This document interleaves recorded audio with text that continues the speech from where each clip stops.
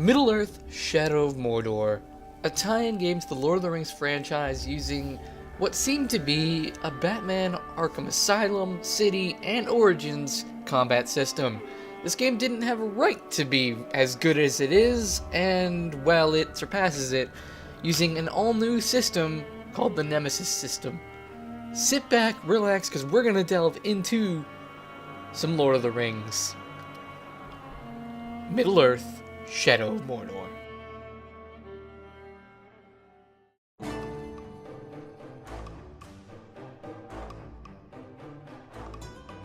So first things first, how does the game look? Well, the game blends a gray style in a rather amazing way. If you're a fan of Tolkien's work and you've read the books and or seen the movies, you'll know that Mordor is a rather gray place. And for the most part it is, but it blends visuals and color as well as the unique style of just making the world shinier than normal. It manages to capture your eye anyway. Not to mention, it fits the world you're in, and everything connects with what Tolkien had in mind with his works. With graphical fidelity, having played this game on a PC of moderate capabilities, the game looks fantastic. It's a game that I would truly call next generation if I had to stoop down to such levels of, let's face it, the PC's been at next-gen capabilities for as long as I can remember. The main character, Talion, shows this detail remarkably well in both cutscenes and out of cutscenes. The detail on him is very nice, though for the graphical options, I would not say Ultra really holds a candle to the actual amount of detail on his cloak. You can see the texture detail on the fur despite the game claiming that you won't be able to see such when you boost up the detail, but it looks great nonetheless. That is just something of a nitpick, if anything. The game runs smoothly and is a great PC game. I wouldn't even call it a port. There is nothing wrong with this in terms of its look, but I keep saying that it's gray. It loses that halfway through the game when an entire new area opens up. It's a lush, green, living forest full of more beasts and more things to do, and it is glorious to look at. The sun in the background showing ambient occlusion, which is bloom and such that looms on your character, and just you see the sun shafts glowing as you're climbing to the top of a tower. Everything about it oozes polish and beauty, and I did not think I would say it's a beautiful game about killing orcs. Speaking of killing orcs, let's move on a little bit.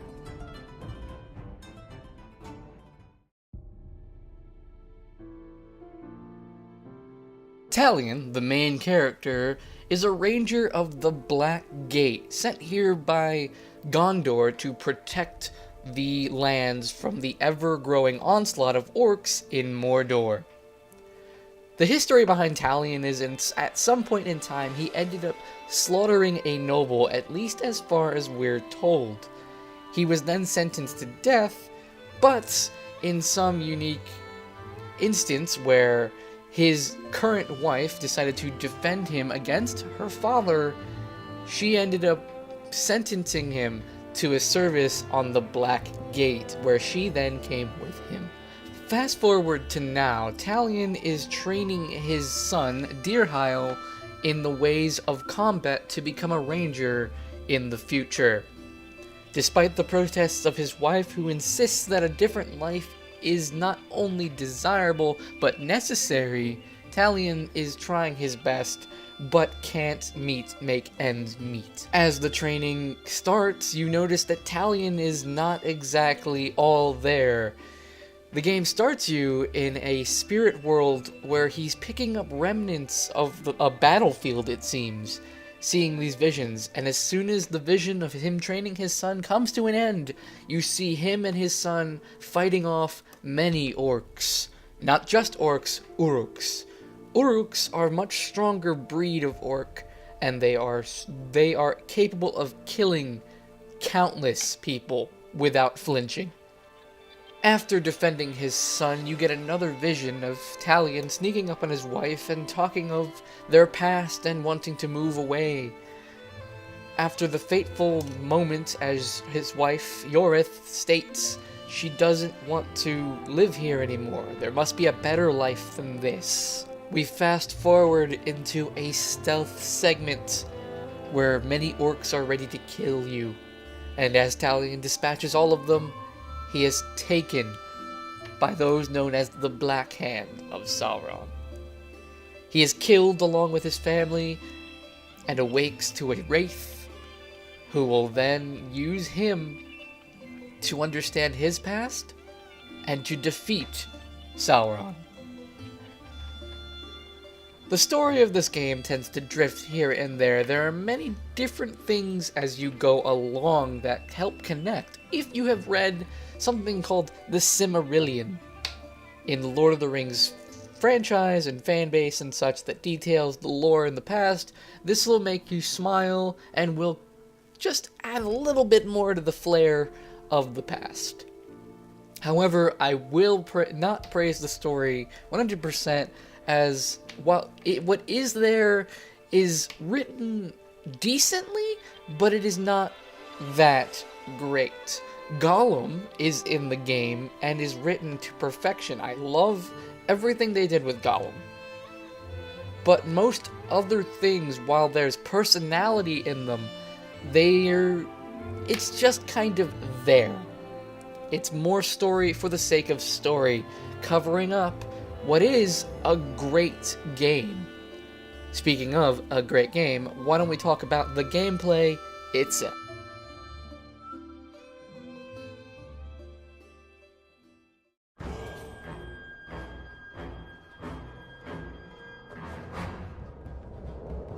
So we've talked about how the game looks, we've talked about how the game tells its story, but now we need to talk about how it plays, how it feels.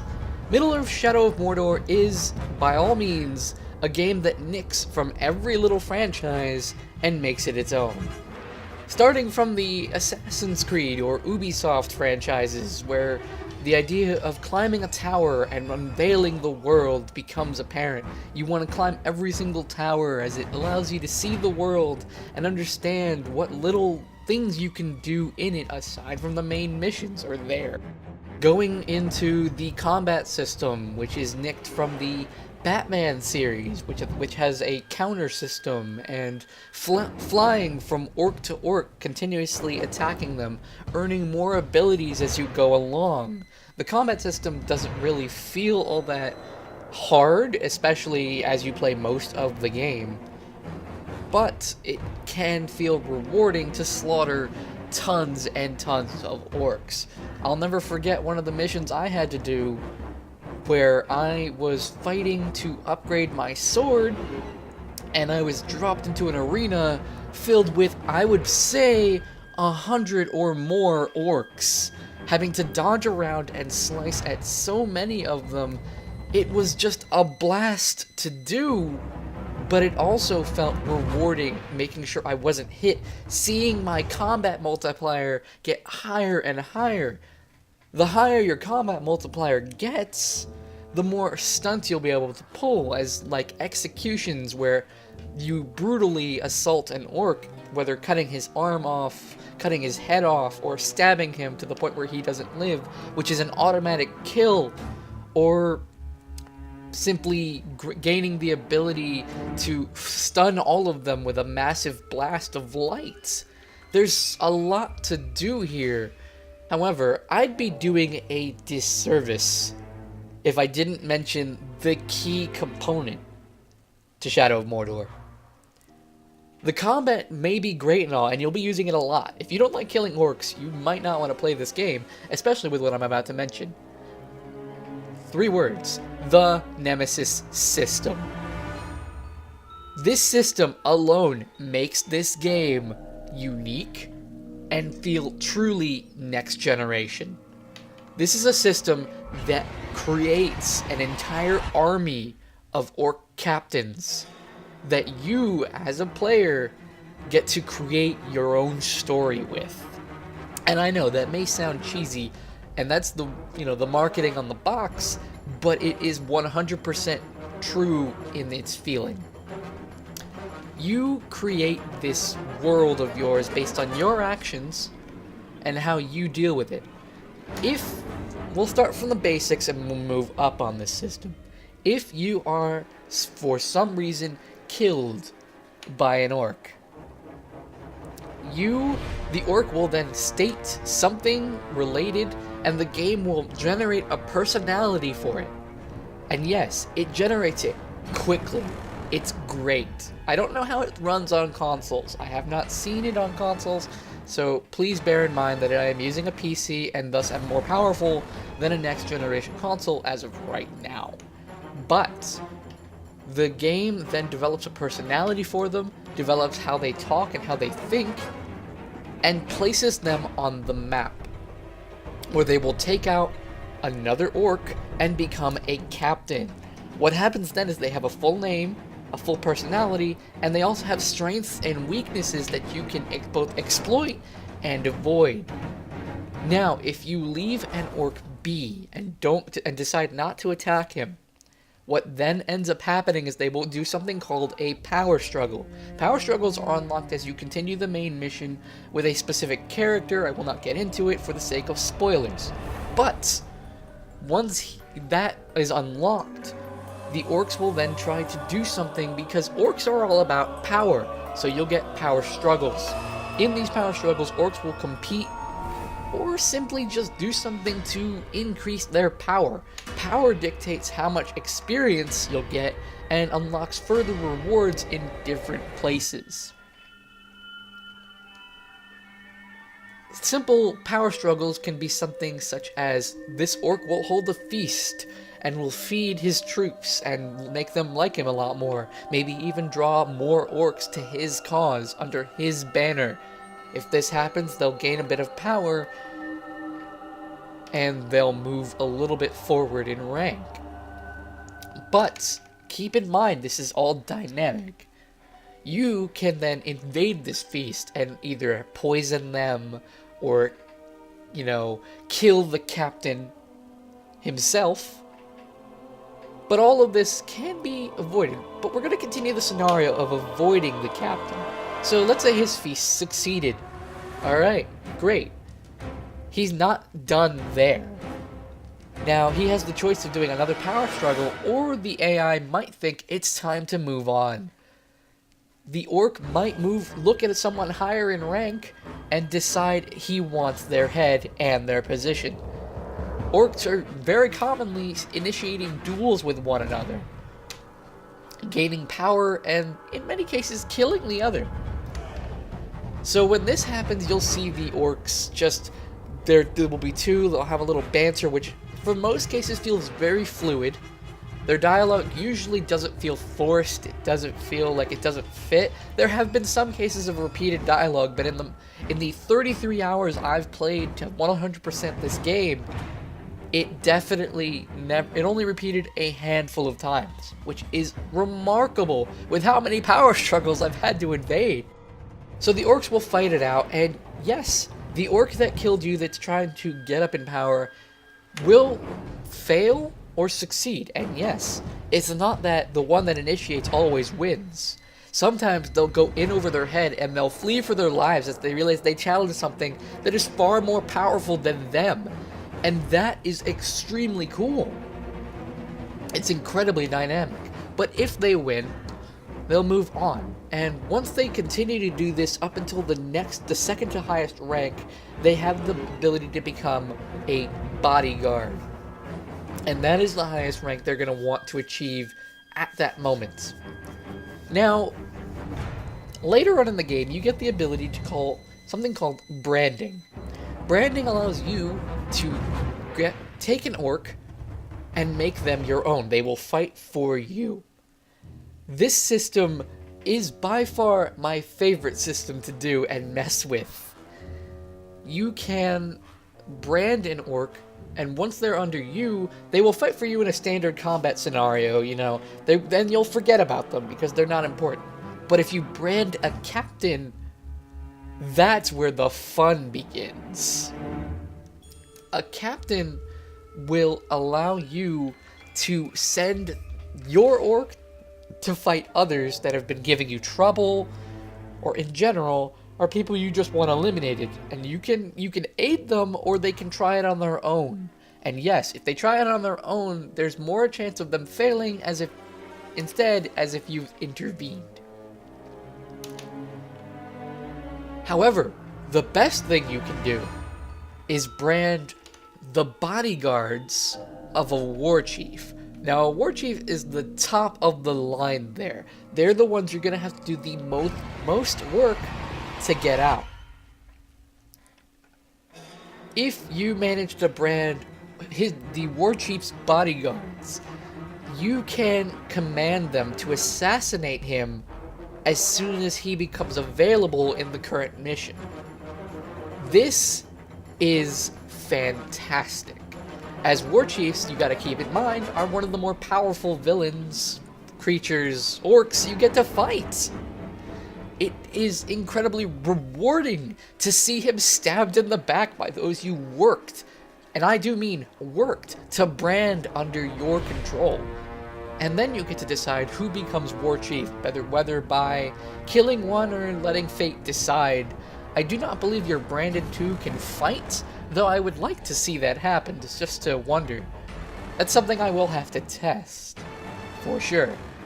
You see, I'm 100% done with the game, but I'm certainly not done with it yet. There's so much more I want to do, and I believe this is a game I'm going to want to go achievement hunting. Now, I've talked a lot about orcs and the Nemesis system, but there are still a few more things in the game that will hold over your time while playing Shadow of Mordor. One of the things that's, well, in lesser amounts, are beast hunting. You see, there are many beasts around Mordor, which include Caragors, which are like giant, more stronger wargs that you see in the movies and read in the books. They are creatures that are one of the more numerous, and you can use them to your advantage by sending them to fight a ton of orcs, or you're going to be hunting them yourself. You can even mount them. And once you mount them, you become a lot faster, but a bit more vulnerable to certain attacks. Yes, some orcs can be invulnerable to the different things you can do. They can hate Caragors, in which case they will become stronger upon seeing a Caragor. They can fear Caragors, in which case they'll run away. They can be invulnerable to ranged attacks or stealth attacks. Things of that nature. It adds to the diversity. But back on track here. There are other types of beasts, like ghouls, and I mean ghouls as in G-H-U-L, like Nazgul, but that spelling still makes me cringe a little bit, mostly because I'm so used to putting ghouls as G-H-O-U-L, just a small little thing. I understand where he's coming from to be unique and such, but in any case, ghouls are creatures you're going to fight, in which case they attack you in numbers. They're one of the creatures that if they hit you, they don't ruin your combat multiplier, because when they hit you, they're going to hit you numerous times. They do minimal damage, and they don't ruin your combat multiplier so that you can keep building it, because you're going to need it in the amount of swarms they send after you. It's a lot, and I mean a lot. The last beast of mentionable worth would have to be the Graug. The Graug is a giant beast that, upon first seeing it, you're going to think, I can take that out, and then you're going to die. Then you're going to die again. I did this, and while many of you might be successful in killing a Graug without knowing how to kill a Graug, good luck to you. But the game does give you ways to take care of them, and yes, you can even mount a Graug, which is a giant, and I mean, if you've seen trolls in the Lord of the Rings universe, increase their size, because those things are a blast to fight and control. But I come to my biggest gripe with Middle-earth Shadow of Mordor. The challenges, both survival and hunting. These challenges serve to pad out gameplay, and I don't mean in a good way. Now, if you can keep up with these challenges and do it as you progress the main story, good on you. But for me, I ended up, while trying to look for them, I got enthralled with everything else about the game. What these challenges are the hunting challenges involve you hunting a specific beast throughout Mordor at a time. There are 10 challenges, and each challenge requires you to hunt a different beast, or type of beast. This was alright. I ended up having not too much of a trouble with this, though occasionally I'd have a glitch where even though I was near killing a creature, something else would come and hit it, and I wouldn't get the point for killing the creature, even though before I would have gotten the point and experience of it dying if the same scenario had happened without the challenge. So just a small little thing that's happened to me before. It's a small thing on an otherwise very polished game. Now, the other challenge, the survival challenges, I ended up just padding out in about 2 hours or so, and just sincerely, all it is hunting specific flowers by looking at the symbol on the mini-map and looking at the symbol that it wants you to find. And this, you could end up finding a pattern here. There's a certain symbol for mushrooms, a certain symbol for other types of flowers, and you can theoretically find what goes where. But the problem was, it's just so tedious. Running around in circles, finding the different flowers in an area that you've conquered thousands of times. And you could do the missions, but you'll end up getting sidetracked, and there are tons of orcs that'll attack you, and you can't pick up objects in the world easily when you're being surrounded by orcs. Not because it's hard, no, you can easily pick it up and just get hit, okay? But if there are orcs surrounding you, Talion will prioritize grabbing the orcs. It's a good thing because you don't want to be picking up objects on the ground when you can fight an orc, because, well, that's going to get you in the head, that's going to get you hit. But in most cases, I didn't need to hit the orc. I kind of just wanted to get the item and leave. So in that instance, it hindered me, but it is a better thing for you to grab the orcs, mind you. And, you could always, get around them and just grab the thing more cleverly, but I was impatient at that point. The last thing I'm going to mention are the collectibles. The collectibles are really cool. There are the Ithlidin, which I apologize if I'm not pronouncing that correctly, which will give you a word in Elvish that you can then or a phrase in Elvish, I should say, that you can read, and it won't make much sense to you. But if you collect all of them, it reveals an awesome little poem that is just, service. The other collectible are the artifacts. Artifacts you can collect in order to on the ground, and it'll be revealed on the minimap as you get Forge Towers, same with the Ithlidin. If you pick up these artifacts, it gives you a small little description of what they are, as well as a memory point on the artifact itself. If you collect this memory point, you will then be able to hear a narrative about the significance of this artifact to someone in the world. And there are many of those artifacts, and they really enhance the lore and the storytelling. It's a shame that the main plot wasn't as good. Anyway, Middle-earth Shadow of Mordor was a great, phenomenal game. I loved playing through it all the way through, with small hiccups every now and then. I intend to play more of it, even though I have 100% in it. It's that good. I suggest you go pick it up for a next-gen console or a PC. The lower, if you have an Xbox 360 and a PS3, I heard that game's for that as well, though you would be doing yourself a disservice for how good this game looks. Middle-earth Shadow of Mordor gets my recommendation as a game you should own. I've been Javier of Chaotic Reunion, and I'll see you all in the next one.